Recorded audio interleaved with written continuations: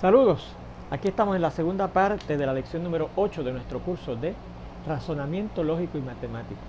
En la primera parte de esta lección terminamos de ver 5 ejemplos de argumentos para los cuales teníamos que decidir si eran válidos o no. Recuerde que cuando decidíamos que no eran válidos, también podíamos decir que eran una falacia o un sofisma. ¿Okay? Bueno, pues vamos a ver ahora lo que conocemos como argumentos válidos clásicos. Hay 4 argumentos válidos clásicos que vamos a considerar. El primero se llama el modus ponens. Modus ponens, esa es una frase en latín, ¿okay? Y se refiere a un argumento que en símbolos luce así. El primer dato es una condicional que dice si P, entonces Q. El segundo dato da la casualidad que es la hipótesis. Mire, la hipótesis de esa condicional que está en el primer dato. Y la conclusión, mire, es la conclusión de esa condicional que está en el primer dato. Pues cuando tenga usted un argumento con ese formato, al tenerlo en símbolos, eso es un modus ponens y ya usted sabe que es válido. ¿Okay? Fíjese, eso significa que usted no tendría que hacer, una vez lo traduzca a símbolos y lo identifique con un modus ponens, no tiene que hacer más nada, ya usted sabe que es válido. O sea que no tendría que preparar esa condicional que tenía como hipótesis a la conjunción de los datos y como conclusión a la conclusión o a cada una de las conclusiones del argumento, para entonces investigar, preparar una tabla de valores, a ver si es una tautología, para entonces si es una tautología finalmente decidir si era válido o no. Eso ya no lo tiene que hacer, porque una vez usted lo tenga en símbolos, si usted lo identifica, mire, tiene el formato del modus ponens, pues ya usted sabe que es válido y se acabó la discusión. Bien. Fíjese que ese argumento en este comentario corresponde al primero de esos 5 ejemplos que discutimos de argumentos para decidir si eran válidos o no. El primero, cuando yo lo traduje a símbolos, que decía algo, el primer dato decía, si Julia aprueba el curso de matemática básica, entonces Julia se gradúa. El segundo dato era, Julia aprueba el curso de matemática básica, que era la hipótesis de esa condición que estábamos en el primer dato. Y la conclusión era que Julia se graduaba, que es la conclusión de la condicional que está en el primer dato, ¿verdad? O sea que cuando yo lo traduje a símbolos, si usted va a su libreta, va a encontrar que la traducción de ese primer argumento era exactamente esto. Lo investigamos por medio de una tabla de verdad, ¿se acuerdan? Reducimos que era una tautología y que por lo tanto el argumento era válido. Así que ahí verificamos que efectivamente ese tipo de argumento que se llama el modus ponens es válido, tal como dice esta información. Bien, fíjese este ejemplo. Dice, tomarme un refresco es una condición suficiente para sentir calor. Fíjese que este primer dato es una condicional, porque al yo decir una condición suficiente, eso quiere decir que lo que está aquí es la hipótesis y esta es la conclusión de esa condicional. O sea que esto se puede escribir así. Si me tomo un refresco, entonces siento calor. Bien. Fíjese que este dato me dice, me tomo un refresco, que precisamente es la hipótesis de esa condicional que está en el primer dato. Y la conclusión dice, siento calor, que fíjese que es precisamente la conclusión de esa condicional que está en el primer dato. Así que fíjese que este argumento, cuando yo lo traduzca a símbolos, va a tener este formato. Así que va a ser un modus ponens, y ya usted sabe que ese argumento va a ser válido, ¿eh? Pero una vez usted identifique al traducirlo a símbolos que es el modus ponens, no tiene que hacer más nada. Ya usted sabe que es válido. Miren a ver si estos datos y esa conclusión les recuerda algo. Miren a ver, piensen un momentito. ¿Les suena a algo? Pues si no les suena, yo les voy a recordar lo que les suena. Miren, en el último paso de la demostración del teorema considerado en el método directo que estudiamos en lecciones anteriores, eso era lo que teníamos, ¿ok? ¿Se acuerdan? Aquel teorema que decía, si yo no como dulce de chocolate, entonces yo siento calor, ¿se acuerdan? Y empezamos a argumentar y argumentar, y en el último paso, antes de llegar al último paso, llegamos a un momento en que decía, me tomo un refresco. Y entonces uno de los datos que usted tenía como cierto decía, tomarme un refresco es una condición suficiente para sentir calor. Pues como yo llegué a que me tomo un refresco, entonces yo decía, bueno, por lo tanto, siento calor. O sea que fíjese que yo usé ese argumento para realizar ese paso en esa demostración de ese teorema. Y llegamos, de hecho, a la conclusión del teorema que queríamos probar, que era que usted sentía calor. ¿Se acuerda? Por eso es que ocurría en el último paso. Bueno, y recuerde que entonces, ¿qué quiere decir eso? Que en ese último paso yo argumenté válidamente, porque fíjense que usé un argumento del tipo modus ponens, que es válido, ¿se fijan? Por eso es que decíamos en esas demostraciones, es importante que usted argumente válidamente. Así es que fíjense que yo en ese último paso de esa demostración precisamente utilice el argumento del modus ponens para llegar a la conclusión que daba la casualidad, que era la conclusión del teorema que yo quería probar, que era que usted sentía calor o esa persona sentía calor. Bien, fíjense en este segundo argumento válido clásico que se llama el modus tollens. Recuerda que se llama el modus ponens, se llama el modus tollens, otra frase del latín. Y ese tipo de argumento tiene este esquema, este formato. El primer dato, igual que allí, es una condicional de P con Q. Si P, entonces Q. El segundo dato, distinto aquí, que le daban la hipótesis, le dan la negación de la conclusión. Y la conclusión es la negación de la hipótesis de esa condicional que está en el primer dato. Pues ese argumento que se llama modus tollens también es válido. Si usted lo investiga, va a ver que efectivamente es válido. Pero yo le digo que ese argumento ya lo investigamos. Porque mire, en el tercero de esos 5 ejemplos de argumentos que yo les di para determinar si era válido o no, nos daban ese argumento. De hecho, se los daban en forma de símbolos ya. No se lo daban palabras para usted traducirlo a símbolos. Se lo daban así. Lo único que usamos distintas variables. Decía, si X entonces Y como primer dato. La negación de Y como segundo dato. Y la negación de X como la conclusión. Y tenía esa forma del modus tollens. Hicimos la investigación y resultó efectivamente ser válido. Así que efectivamente ese argumento es válido. Ya lo habíamos verificado, ¿verdad? Y se lo dice aquí. Este argumento fue analizado en el tercero de los ejemplos anteriores, de los 5 ejemplos anteriores. Fíjense en este ejemplo que dice, si yo voy al cine, entonces yo como dulce de chocolate. Ese es el primer dato de este argumento que le estoy dando aquí, que es una condicional, ¿verdad? Si tal cosa, entonces tal cosa, ¿verdad? Como segundo dato yo le estoy dando, mire, yo no como dulce de chocolate, que fíjense que es la negación de yo comer dulce de chocolate, que es la conclusión de esta condicional que está en el primer dato. Le estoy dando la negación de esta conclusión de la condicional que está en el primer dato. ¿Y qué yo concluyo? Dice aquí, que yo no voy al cine. ¿Y qué es esto de yo no voy al cine? La negación de yo voy al cine, que es la hipótesis de la condicional que me dan en el primer dato. Así que fíjense que llega a la conclusión que es la negación de la hipótesis que me dan como dato primero, ¿verdad? Bien, pues fíjense que esto tiene el formato de un argumento en el tipo de modus tollens. Pues ya usted sabe que es válido, ¿verdad? Así que cuando yo traduzca esto a símbolos, me va a salir de esta forma.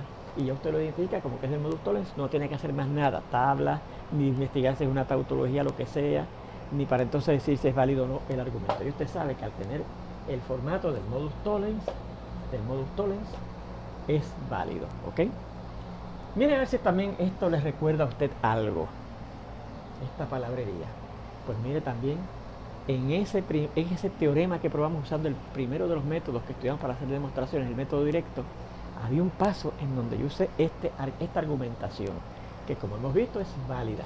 Y recuerde que yo siempre decía, se demuestra haciendo uso de argumentaciones válidas. Argumentamos válidamente, ¿se acuerdan?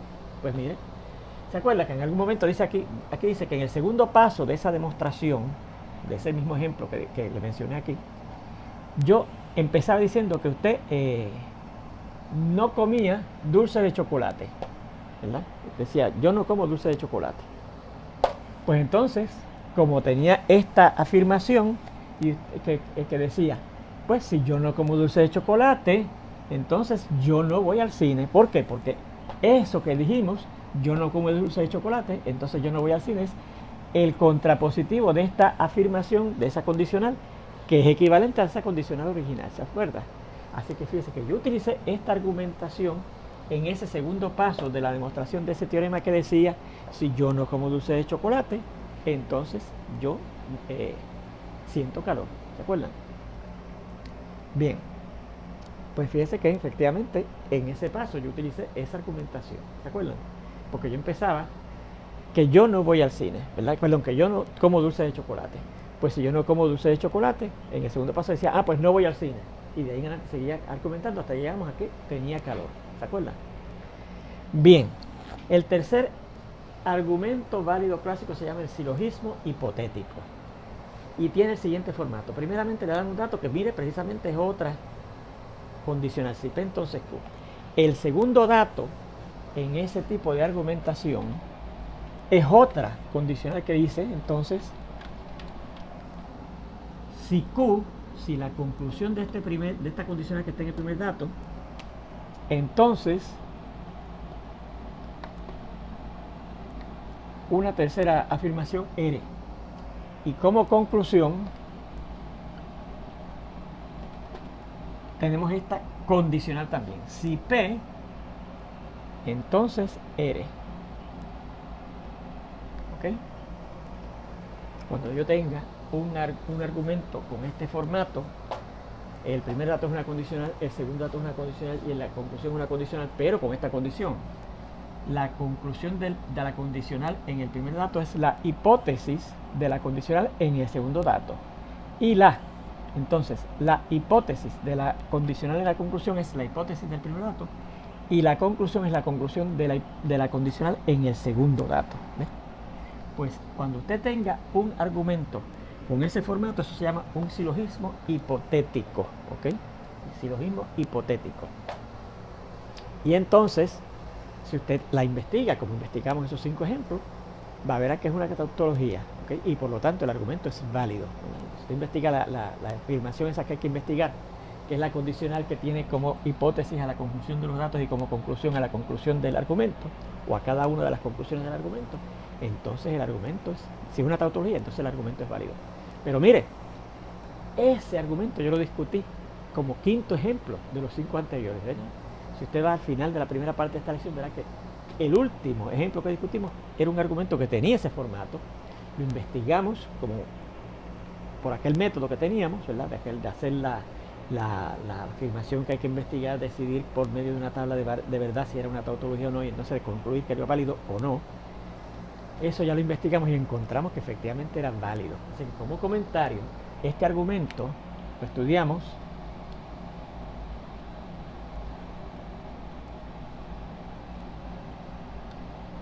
Este argumento fue considerado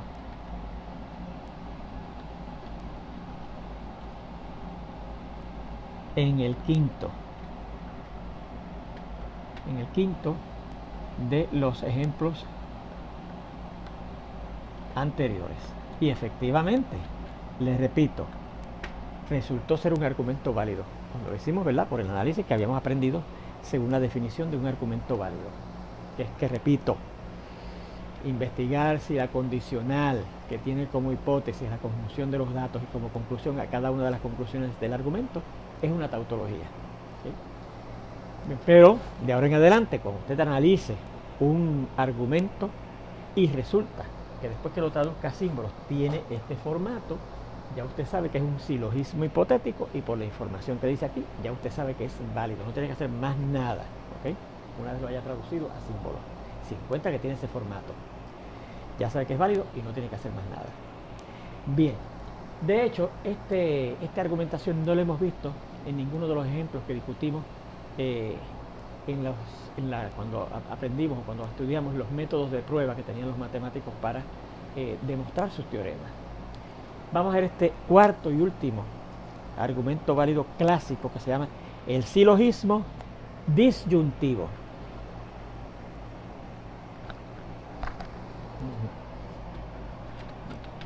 El silogismo disyuntivo.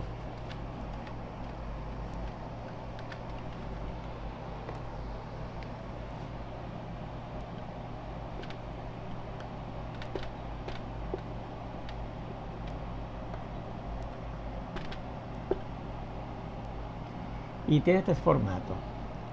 El primer dato es una disjunción P o Q. ¿Okay? El segundo dato puede ser la negación de cualquiera de ellos. La negación de P o la negación de Q. ¿Okay? Cualquiera de las dos negaciones puede ser el segundo dato. Y la conclusión entonces es la otra afirmación en la disjunción. O sea, si le dan la negación de P, la conclusión va a ser Q. Pero si le dan la negación de Q, entonces la conclusión va a ser P. ¿Ok? Bien, si usted investiga ese ese argumento, verá que es válido. ¿Y cómo lo investiga? Pues preparando la afirmación, que es la condicional, que tiene como hipótesis a la conjunción de los datos y como conclusión a esa conclusión única que está en ese argumento, ¿verdad? Si prepara la tabla de verdad, verá que es una tautología y va a encontrar que es efectivamente una tautología y que por lo tanto el argumento es válido tal como dice esta información. ¿Se fija? Bien, así es que ese no lo hemos investigado, no lo hemos considerado ningún ejemplo, pero da la casualidad que está puesto como uno de los ejercicios de práctica en la sección sobre este tópico tenemos en nuestro libro de texto. ¿Okay? Bien, ahora sí lo hemos visto. Aplicado. Dice así, dato, me tomo un refresco o me tomo un jugo. ¿Okay? Fíjense que ese primer dato es una disjunción. Una cosa, me tomo un refresco, o otra cosa, me tomo un jugo, ¿verdad? Bien.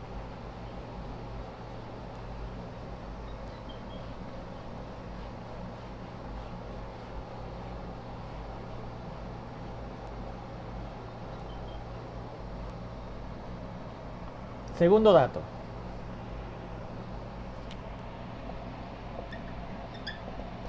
Me van a dar la negación de este. No me tomo un jugo, ¿verdad? Segundo dato. No me tomo, la negación del segundo.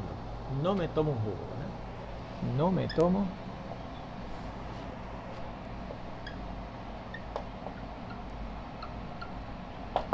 pues ¿cuál debe ser la conclusión? Si es que va a tener el formato de un silogismo disyuntivo. Pues la otra afirmación en la disjunción, ¿verdad? Si le dan la negación de este, pues no sé, la conclusión debe ser esta, que me tomo un refresco.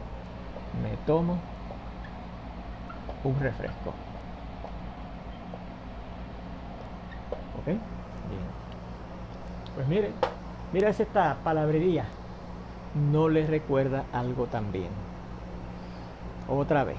En esa primera demostración que dimos de un teorema, cuando estudiamos el primero de los métodos para demostrar teoremas, que es el método directo, hubo un paso en que se hizo esa argumentación, que resulta ser válida, ¿verdad? Por lo que acabamos de decir, porque da la casualidad que me daban estos datos. Uno de los datos decía, como cierto, me tomo un refresco o me tomo un jugo. Y en la argumentación de la demostración de ese teorema, de ese primer ejemplo que decía, si yo no como dulce de chocolate, entonces siento calor, había un paso que usted llegaba, que usted no se tomaba un jugo.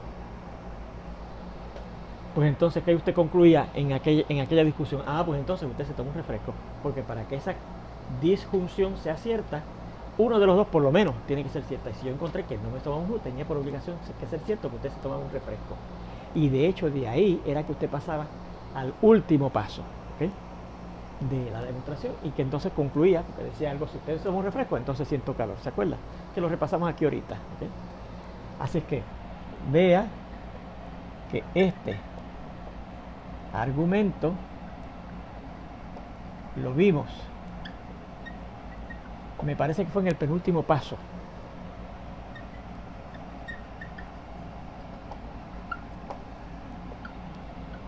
De la demostración de aquel teorema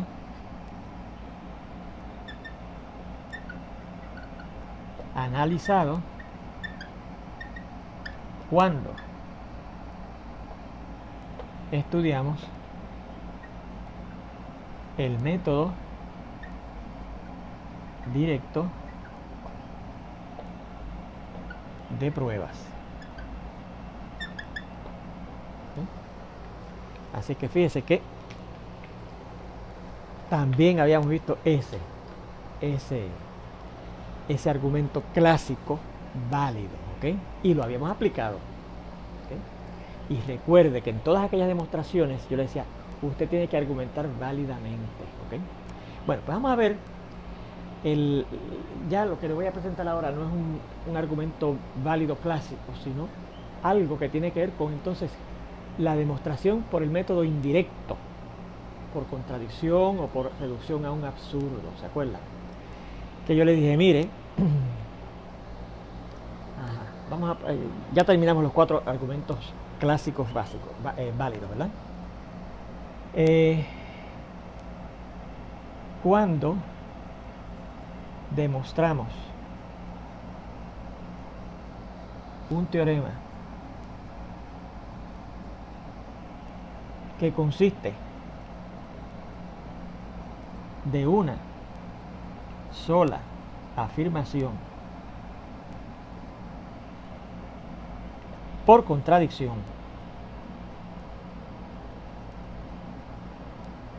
o por reducción o absurdo, o por el método indirecto, ¿verdad?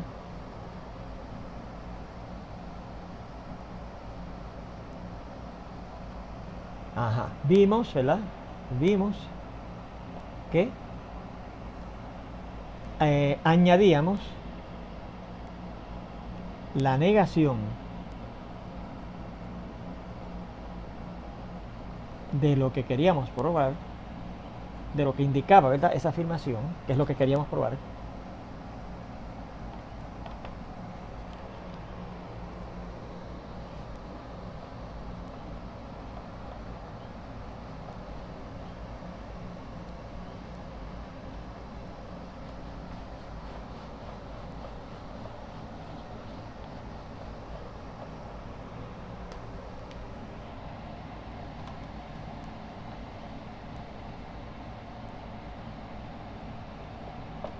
a los datos que conocía como ciertos.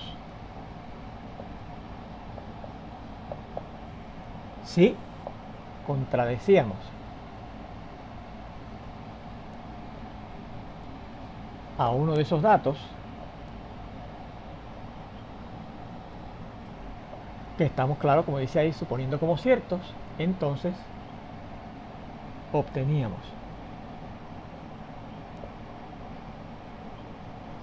la contradicción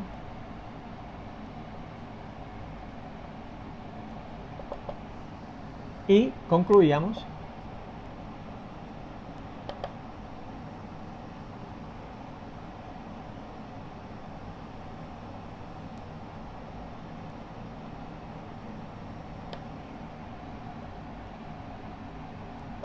que el teorema era cierto.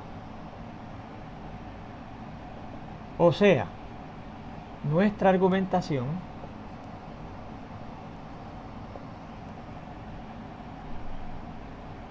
era, o es, nuestra argumentación es, si yo tengo un dato que es cierto, si yo tengo un dato llamado P que es cierto, ¿ok?, y añado el dato, la negación de otro dato, ¿ok?, y encuentro que contradigo a P, entonces Q, no la negación de Q, Q será cierto. ¿Cómo se traduce eso a símbolos? Es decir, si P es cierto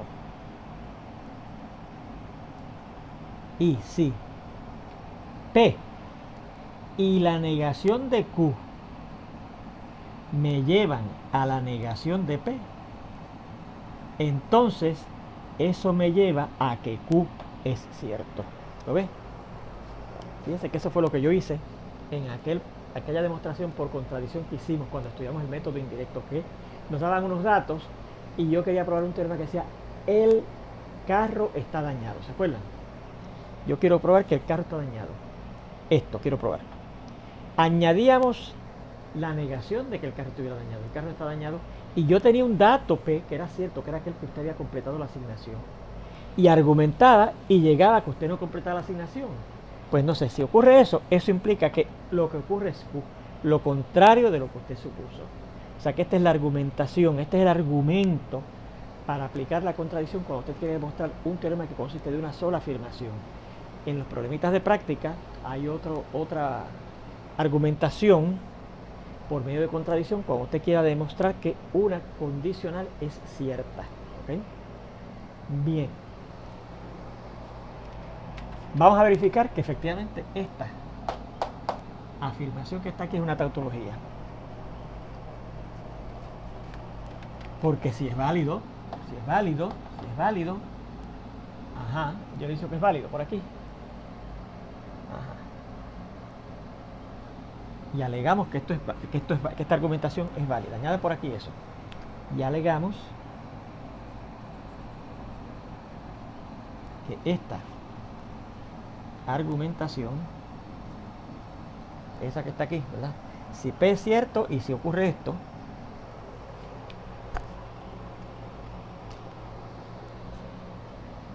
y si no quiten esta palabrita así, porque aquí está incluida, ¿verdad? Al tener aquí una condicional ya está incluida aquí la palabrita así. Y si esto, entonces alegamos que esta argumentación es válida.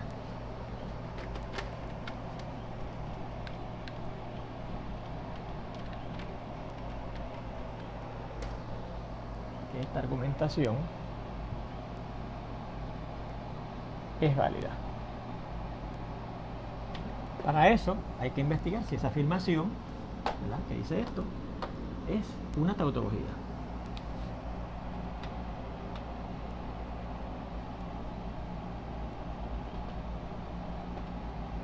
Esta argumentación que dice, esta afirmación, si P y no Q me llevan a que no P, entonces eso me lleva a que Q. ¿Ok?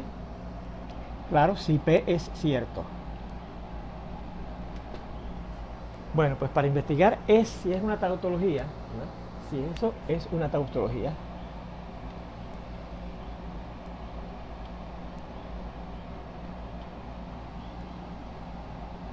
tenemos que probar la tabla de verdad, la correspondiente. Mire, ¿cuántas afirmaciones yo tengo aquí? Dos, la P y la Q, ¿verdad? Que aparece la P aquí y aquí, y la Q aquí y aquí. ¿Okay? Así que tenemos que probar dos columnas, una para la P y una para la Q, ¿verdad? Y ya usted sabe que hay 4 casos, ¿verdad que sí? Cuando hay dos afirmaciones, en una afirmación compuesta hay 4 casos. Pero en este caso nada más tengo que considerar 2. Porque me dicen que la P es como cierta. O sea que para P nada más tiene que ser cierta aquí y cierta aquí. No puede ser falsa, ¿ok? O sea que no tengo que considerar los dos casos, el caso 3 y el caso 4, donde la P es falsa, ¿ok? Así que cierto y cierto, porque la P es cierta. La P no puede ser falsa, ¿ok? Ahora la Q sí puede ser cierta o falsa, ¿verdad? Porque la Q no dice que sea cierta. La Q puede ser que sea cierta o puede ser que sea falsa, ¿ok? Bien. Y tengo que preparar la tabla para esta afirmación, ¿verdad? Con dos casos nada más, porque la P es exclusivamente cierta. Bueno, pues fíjense que lo primero que tengo que hacer es buscar la conjunción de P con la negación de Q. Tengo la P, pero no tengo la negación de Q, así que primero tengo que presentar aquí la negación de Q. Y una vez la tenga, entonces puedo buscar la conjunción de P con la negación de Q, ¿verdad que sí? Bien. Después tengo que ver la negación de P, ¿verdad? La negación de P. Y entonces tengo que ver la condicional de esta conjunción. Vamos a ponerla aquí entre. Así que aquí voy a tener que cambiar esto a llave, ¿verdad?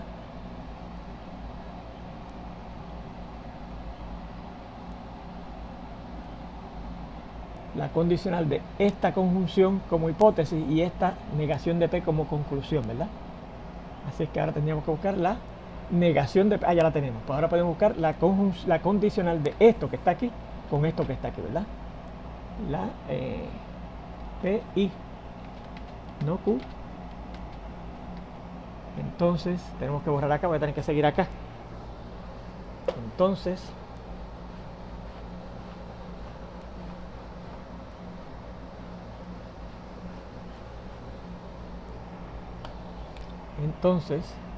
no P, ¿okay? Y una vez tengamos esto, que es la hipótesis de esta condicional, ahora buscamos la condicional que tiene esto como hipótesis, ¿verdad? Vamos a ponerlo aquí. si P y no Q, entonces no P, entonces no Q, entonces perdón Q. Vamos a buscar los valores de verdad de esta. Nos deben salir estos dos valores de verdad, de los dos casos cierta. Vamos a ver si es verdad. La negación de Q serán los opuestos a los que tiene Q, ¿verdad? Si es cierta la Q, la negación es falsa. Si es falta la Q, la negación es cierta. La P conjunción con la Q, la negación de Q. Pues tenemos que fijarnos en estos dos. Para que una conjunción sea cierta, los dos tienen que ser ciertas, la P y la negación de Q. Aquí nada más una es cierta, pues es falsa. Aquí las dos son ciertas, pues es cierta. La negación de P, bueno, como la P es cierta en los dos casos, pues la negación va a ser falsa en ambos casos. Y ahora tenemos que buscar la conjunción de, o sea, la condicional de esto con esto, ¿verdad? Y mire, recuerde que una condicional es cierta en todos los casos, excepto si esto es cierta y esta es falsa. En este caso, mire, esta es falsa y esta es falsa, pues esto será cierto, ¿verdad? Porque de la única forma que esta condicional puede ser falsa es que esta primera sea cierta y esta segunda sea falsa. Y eso ocurre en el segundo caso. La primera, mire, es falsa, cierta, y la segunda, mire, es falsa. De cierto a falso es falso, ¿verdad? Y finalmente tenemos que pasar de la condicional de esto, que está aquí, con la Q que está por acá, ¿verdad? Pues mire, ¿cuándo es que una condicional es cierta? En todos los casos, excepto si esta hipótesis es cierta y esta conclusión es falsa, ¿verdad? Así es que vamos a ver. Pasando de aquí, que es esta es la hipótesis, estos son los valores de verdad de esta hipótesis, a Q, que son los valores de la condicional. De cierto a cierto es cierto, porque no fue de cierto a falso. De falso a falso es cierto, ¿verdad? Porque no pasó de cierto a falso. Si hubiese pasado de cierto a falso, entonces esta condicional hubiese sido falsa. Pues mire, esta afirmación, ¿verdad?, es una tautología, porque es cierta en todos sus posibles casos. Y recuerde que no consideramos nada más que dos casos, porque se da que la P es cierta, la P no es falsa, ¿ok? La P es cierta. Así que fíjense que nada más habían dos casos, y en los dos casos esa condicional fue cierta. Por lo tanto, esa condicional es una tautología, y por lo tanto, esta argumentación es válida. Por lo tanto, la argumentación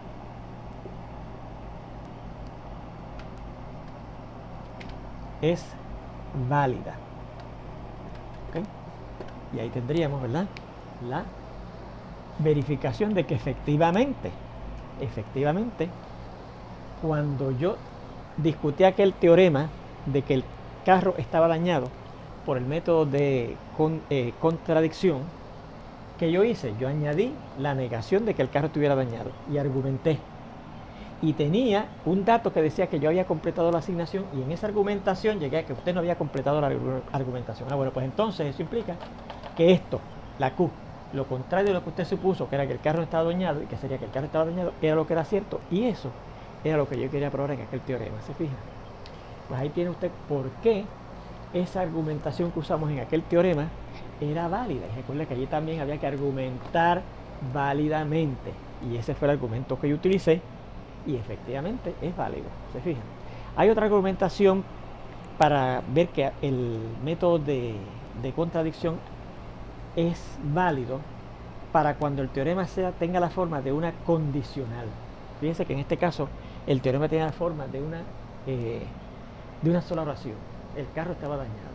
Pero cuando usted tenga una condicional y quiera probarla y no puede y quiere probarla por contradicción, usted supone lo contrario de lo que quiere probar, lo contrario de la Q, ¿verdad? Y entonces argumenta y va a llegar a contradecir otro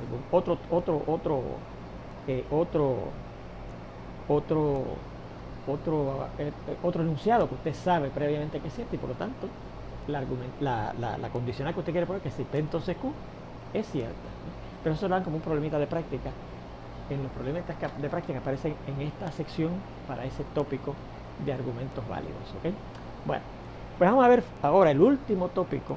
Vamos a comenzar el último tópico que vamos a ver en este tema de la lógica, que es que son lo que se llaman los cuantificadores. ¿Okay? Cuantificadores.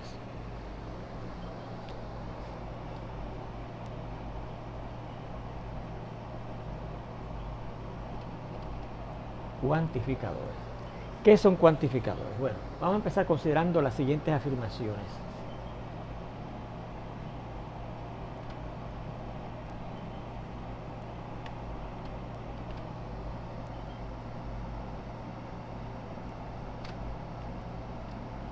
Primera, dice así.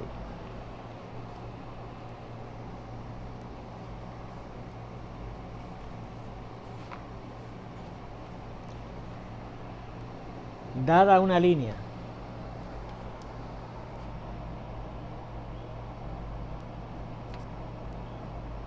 y un punto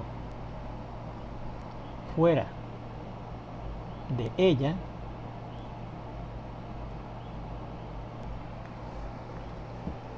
existe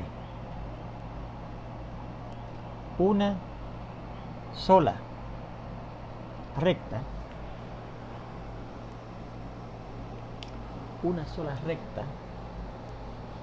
recuerde copiar esto, ¿verdad? Yo lo borré, pero si no lo había copiado, dele un poco para atrás al video y le da pausa y lo copia, ¿ok? Una sola recta que pasa por ese punto que ahí le están indicando que está fuera de la primera línea que le dan y es paralela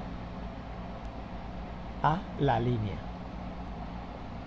que le daban al principio, ¿ok? Segunda afirmación dice: para todo número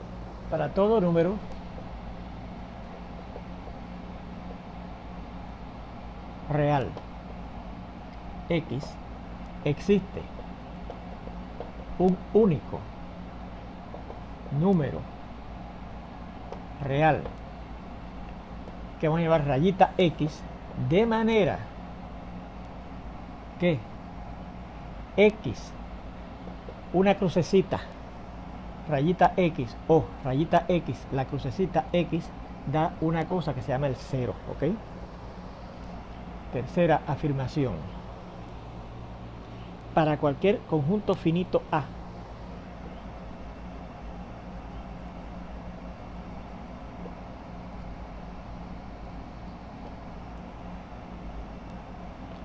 cualquier conjunto finito, no le vamos a dar nombre, ¿ok? Con n elementos,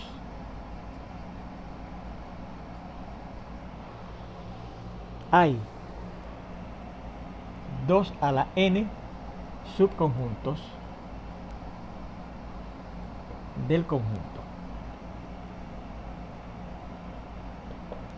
Cuarta afirmación dice: para algún número real a t,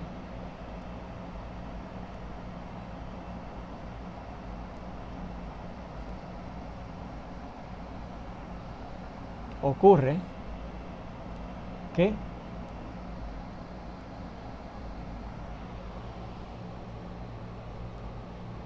dos a la t cuadrado, 2 a la t, 2t con un 2 ahí arriba, menos 1 es igual a 0, ¿okay? Y la quinta y última afirmación dice: algunas plantas son helechos. Algunas plantas son helechos. Muy bien. 5 afirmaciones, ¿verdad? 5 afirmaciones. Fíjense que en esas afirmaciones se hablan de cosas que usted sabe que son de geometría, que es una de las matemáticas, de las áreas de las matemáticas, de números reales, que es otra de las cosas que se estudian en las matemáticas, específicamente en el álgebra, en la aritmética. Habla de conjuntos, que es otra cosa que se habla ya más bien en el álgebra moderna, ¿verdad? No sé si ustedes lo han visto, pero tiene que ver con matemáticas. Aquí hablan también de números reales, ¿verdad? Número real T. Y aquí tenemos una afirmación que tiene que ver con biología. Algunas plantas son helechos, ¿ok? Bien, 5 afirmaciones. Y yo les voy a hacer varias, de hecho creo que les voy a hacer 7 preguntas sobre esas 5 afirmaciones, que son las siguientes. La primera dice así. Bueno. Pues con esas 7 preguntas que vamos a proponerles ahora sobre esas 5 afirmaciones, aquí terminamos esta clase número 8 y las veremos esas 7 preguntas en la lección número 9, donde espero verlos ya próximamente. Hasta entonces.